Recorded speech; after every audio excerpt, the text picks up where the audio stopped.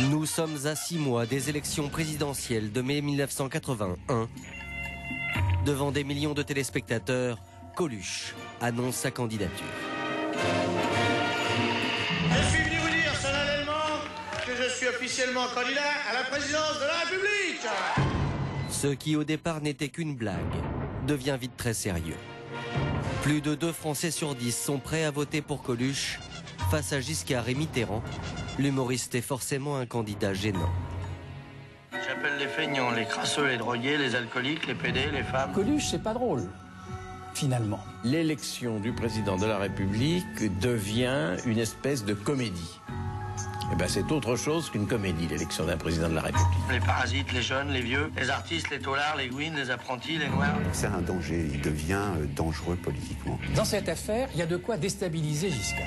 C'est autant de voix en moins pour Mitterrand au premier tour. Les piétons, les arabes, les français, les chevelus, les fous, les travestis. Il ridiculise la politique en général. Ce mec-là, faut plus qu'il parle. À un moment, il devient flagrant qu'on n'en parle plus dans la presse, que dans les radios, on l'évite, et qu'à la télévision, il n'est plus invité. Censure, pression, menaces. Nous allons vous raconter comment des hommes politiques vont tout mettre en œuvre pour empêcher l'humoriste de se présenter aux élections.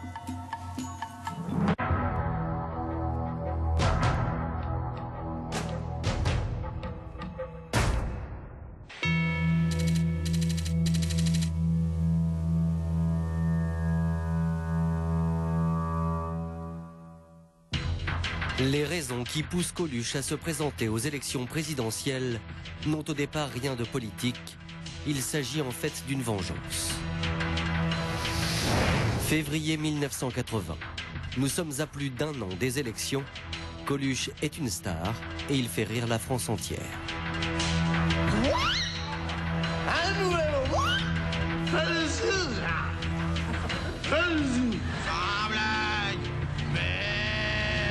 On entend bien le moteur, là. Non, je dis c'est un diesel. Tous les soirs, l'humoriste fait salle comble. Ses fans se comptent par dizaines de milliers. Alors les médias veulent en profiter. Exemple, Radio Monte Carlo. La station du sud de la France est en perte de vitesse et décide d'engager Coluche. On double l'audience du jour au lendemain et nous savons que tous les jeunes qui sortent de l'école se précipitent chez eux pour aller écouter Coluche sur Radio Monte Carlo. Donc il y avait véritablement un mouvement, c'est clair. On est satisfait parce que ça déménage. Ça déménage dans un côté provocateur qui allait secouer un peu dans les chaumières. Mais je me rappelle, j'étais dans mon bureau à Monaco, je l'ai écouté tous les jours, et tous les jours en ouvrant l'antenne, je me disais, qu'est-ce qui va encore nous tomber sur le dos aujourd'hui? Qu'est-ce qui va encore sortir? Car Coluche est incontrôlable. Très vite, les gros mots et les insultes pleuvent à l'antenne. Écoutez, hein, Coluche, moi le jeu, je me le mets au cul. Ah, très bien. Ben, on vous le taille en pointe. Parce que sans ça, vous allez avoir du mal, hein. Écoutez, madame, justement, je vais vous dire, à propos de se le foutre au cul, notre jeu, vous allez voir que vous n'êtes pas tombé loin, vous auriez pratiquement pu gagner. L'humoriste fait monter l'audience. Seulement, il est vulgaire. Et à Monaco, siège de la radio et refuge tranquille de riches retraités, l'humour du comique ne passe pas du tout. On a ceux qui trouvent que c'est inadmissible que l'on puisse parler comme ça sur une antenne, parce qu'ils racontent des histoires avec le langage qui est devenu un langage courant aujourd'hui, qu'on utilise. On reçoit des coups de téléphone, on reçoit des lettres. Vous vous rendez compte ce que dit Coluche, puis les enfants entendent ça, puis Monaco, c'est Monaco, donc voilà. Après les lettres des auditeurs, le mécontentement vient cette fois de la famille princière qui est actionnaire de Radio Monte Carlo. Un proche collaborateur du prince régné appelle Michel Bassi, le patron de la station, et voilà ce qu'il lui dit. C'était vous ou lui, quoi. Si vous voulez continuer avec votre équipe, faut pas garder Coluche, quoi. C'était ça qui était le message. C'est pas possible que on raconte des histoires de cul sur l'antenne de Radio Monte Carlo, quoi. Ainsi, après 1 semaine seulement sur RMC, Coluche est remercié. L'humoriste ne supporte pas d'être bâillonné, alors il a décidé de prendre sa revanche. Le jour même de son renvoi, un de ses amis lui suggère une idée folle. Je dis là, il y a une seule façon de les bloquer, c'est se présenter comme à l'élection présidentielle. Être candidat à la présidentielle, c'est le seul moyen, selon Romain Goupil, pour échapper à la censure. C'est ce qu'il propose à Coluche. Là, comme citoyen, ils ne peuvent pas t'empêcher de parler, tu pourras dire ce que tu veux. Et on imaginait les interventions télé, la provocation en direct. Alors là, je ne vois pas comment ils pourraient couper l'antenne si tu es candidat à l'élection présidentielle. Un comique dans la course à l'Élysée, Coluche trouve l'idée excellente. L'humoriste décide de devenir candidat à l'élection présidentielle de mai 1981.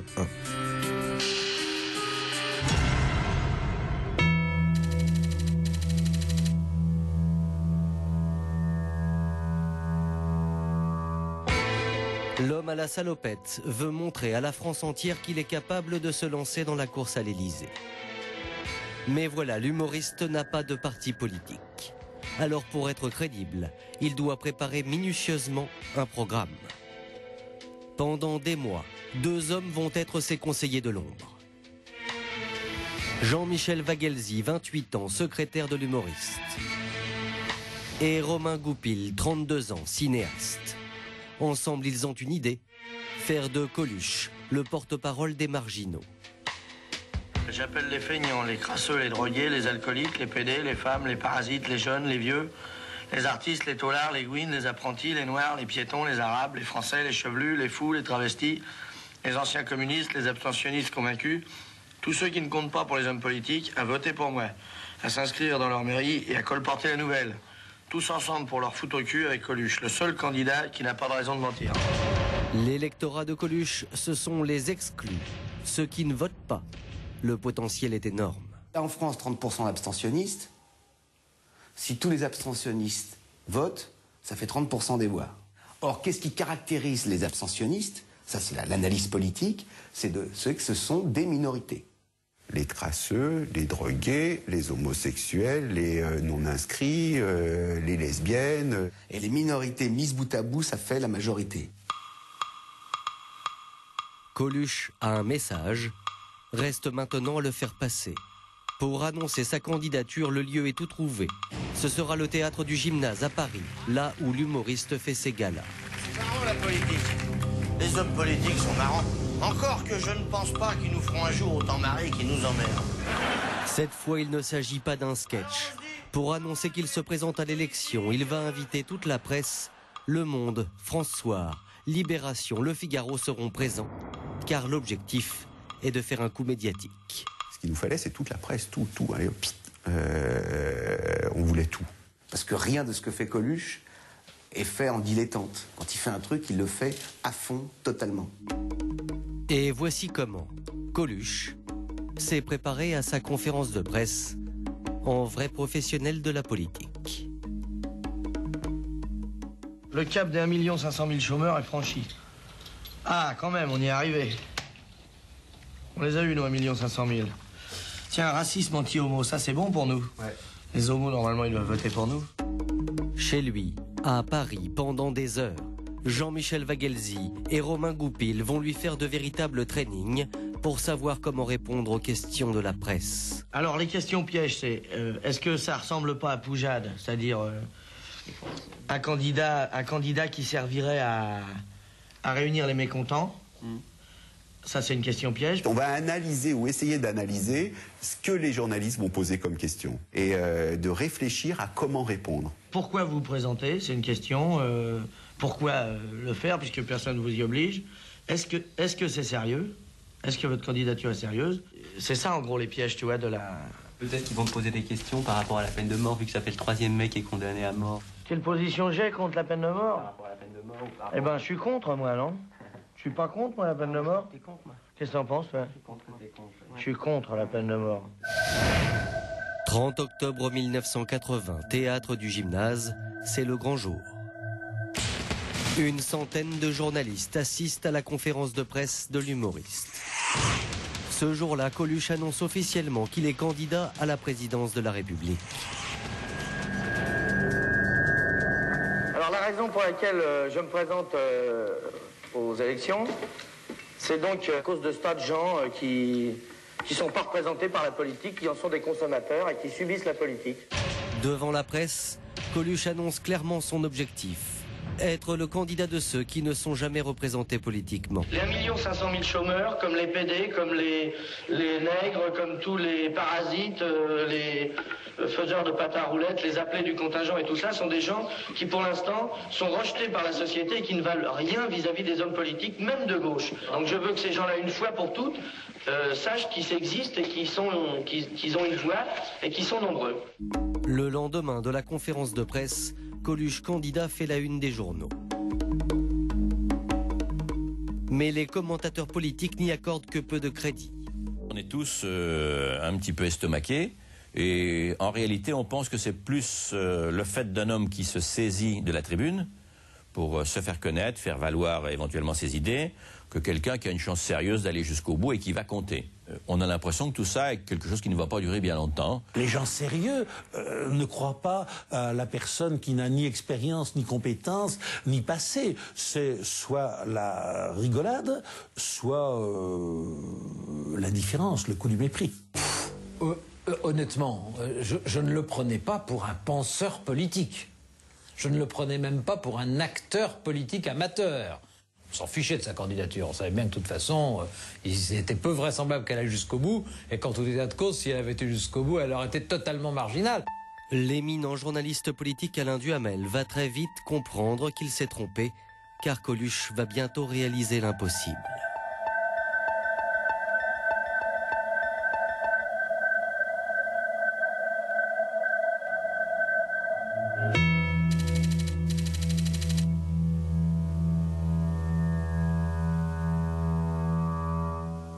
En quelques semaines, Coluche l'amuseur va devenir un des hommes politiques les plus à craindre. Le 14 décembre 1980, une information inattendue sort à la une du journal du dimanche. L'humoriste est crédité de 16% d'intention de vote au premier tour. C'est à peu près 2 Français sur 10. Coluche est tellement surpris qu'il n'arrive pas à y croire. C'est tellement gros que quand on cherche à analyser le sondage, d'abord on cherche où c'est bidon. Où est-ce que c'est bidon, où est-ce que c'est trafiqué? Mais le sondage est bien réel. Dans les journaux, c'est la stupéfaction. Les journalistes politiques qui la veille encore méprisaient Coluche sont sous le choc. Ça a été carrément une déflagration. Sous-estimé, mal analysé, pas très bien pris en compte. C'est vrai, mais ça a été une déflagration. Tout le monde a été très surpris, oui. Enfin bref, ce qui, au départ, n'apparaissait que comme une plaisanterie, est en train de prendre du poids, est en train de prendre du sérieux, est en train de commencer à avoir l'air d'un événement politique majeur. Pour les 2 candidats à l'élection présidentielle, à droite, le président Giscard d'Estaing, à gauche, le leader du Parti socialiste, François Mitterrand, Coluche n'est plus un amuseur, il est maintenant un concurrent. D'habitude, un trouble fait fait 5 points.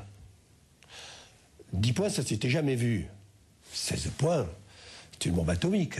Giscard, il dit, il faut quand même pas qu'on ridiculise ce pays, sa démocratie, sa République, ses institutions, voire ses oppositions, avec un grand comique se pointe, met une plume dans les fesses et un collant rose, et fait 16-17%. Où va l'image de la France? Du jour au lendemain, l'humoriste devient un phénomène de société. On parle de la France de Coluche. Des centaines de personnalités apportent leur soutien aux candidats humoristes. Parmi elles, Michel Drucker, Eddie Mitchell, France Gall, Gérard Lanvin.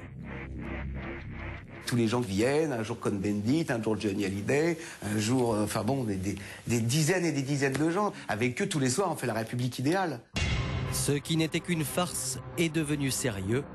Pour la droite comme pour la gauche, l'humoriste est désormais un réel danger.